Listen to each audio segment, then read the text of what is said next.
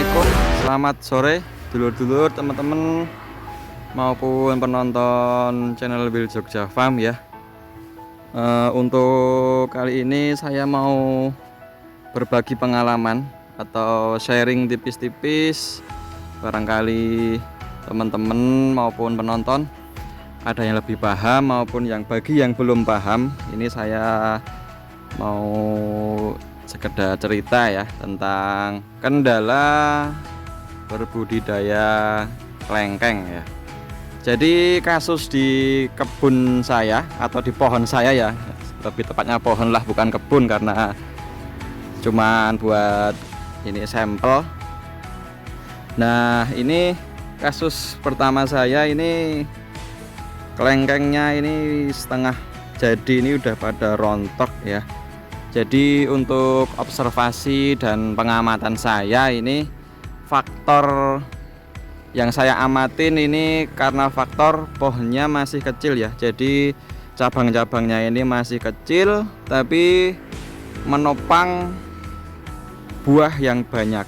Jadi hasilnya pada rontok. Untuk analogi saya itu seperti hewan ya. Hewan itu ketika dia dalam kondisi berbahaya, dia akan mempunyai trik.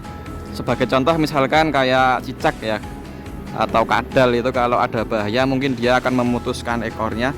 Nah, sama dengan untuk pohon berbuah kelengkeng ini, ketika batangnya nggak kuat, lah ini dia akan merontokkan buah-buahnya ya, untuk keberlangsungan si pohon tersebut. Kenapa bisa begitu? Nah, ini dari pengalaman saya pribadi ya. Ada beberapa faktor, biasanya karena kurang nutrisi atau beberapa faktor lain. Tapi untuk kasus yang saya alami ini, kemungkinan ini karena faktor pohonnya masih kecil tapi saya paksa berbuah lebat. Nah, karena pohonnya sendiri masih kecil ya teman-teman. Nah, ini masih segini. Nah, ini kita paksa berbuahnya banyak banget ini. Banyak banget. Sebagai contoh lagi, ini buktinya ada ranting itu yang patah karena nggak kuat menahan buah ya. Ini contohnya. Nah, ini nggak kuat ini. Jadi saya simpulkan mungkin cabang-cabang lain juga merespon ketika pada merunduk-runduk ya. Ini kemarin ini baru tak tali ya, makanya ini biar agak kuat juga, itu pada mudah rontok ya teman-teman. Jadi kasusnya yang saya amatin itu karena kemarin udah tak coba apakah karena kurang air atau kurang nutrisi, ternyata hasilnya sama aja. Nah, untuk perbandingannya juga itu pohon ini juga sama ya, ini kita buahkan juga. Tapi yang ini mungkin lebih siap lagi ya, karena cabangnya ini udah besar. Jadi saya amatin sekelilingnya ini juga nggak pada rontok ya. Rontok pun cuma dikit ya, ini kak wajar ya, karena semua pohon pasti begitu. Tapi kalau ketika rontoknya banyak, nah itu mungkin masih perlu kita amatin lagi kasus-kasusnya. Nah, ini sebagai contoh, ini buahnya masih full ini ya lur. Nih, buahnya masih full, tapi untuk kerontokannya itu minim sekali. Jadi yang pohon sebelah sana itu tadi saya buat analogi kesimpulan karena saya melihat pohon ini juga sama kasus-kasus ranting-ranting yang patah.